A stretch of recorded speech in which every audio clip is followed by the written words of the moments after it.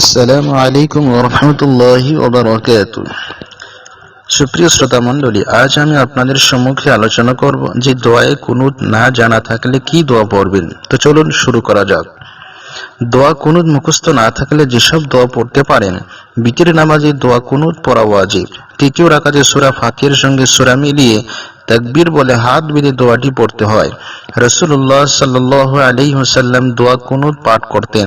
আব্দুল্লাহ ইবনে আব্বাস রাদিয়াল্লাহু তাআলা আনহু বলেন, আমি এক রাতে নবী সাল্লাল্লাহু আলাইহি ওয়াসাল্লামের নিকটে ছিলাম।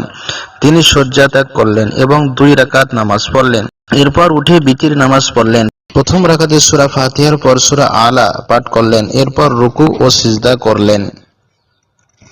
দ্বিতীয় রাকাতে সূরা ফাতিহা ও কাফিরুন পাঠ করলেন এবং রুকু সিজদা করলেন। তৃতীয় রাকাতে ফাতিহা ও ইখলাস পাঠ করলেন। এরপর রুকুর আগে দোয়ায়ে কুনুত পড়লেন। তবে দোয়া কুনুত হুবহু হাদিসে বর্ণিত শব্দে হওয়া ওয়াজিব নয়, বরং অন্য কোনো দোয়া পড়ারও অবকাশ রয়েছে। এমনকি যদি কোরআনের যেসব আয়াতে দোয়া আছে এমন আয়াত পড়লে সেটাও জায়েজ আছে। ইমাম নববী বলেন, জেনে রাখুন অগ্রগণ্য মাযহাব মতে কুনুতের জন্য সুনির্দিষ্ট কোনো দোয়া নেই।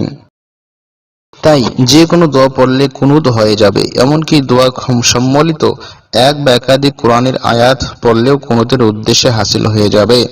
তবে হাদিসে যে দোয়া এসেছে সেটা পড়া উত্তম। দোয়ায়ে কুনুতে যেসব দোয়া পড়তে পারেন: রব্বানা লা তুজিগ কুলুবানা বা'দা ইয হাদাইতানা ওয়া হাব লানা মিন লাদুনকা রাহমাহ ইন্নাকা আনতাল ওয়াহ্হাব। অথবা এই দোয়াটি পড়তে পারেন: রব্বানা আতিনা ফিদ দুনিয়া হাসানাহ ওয়া ফিল আখিরাতি হাসানাহ ওয়া কিনা আযাবান নার। তবে তাড়াতাড়ি শিখে নেওয়া উত্তম। আপনাকে শিখতেই হবে সুন্দর করে, সঠিকভাবে।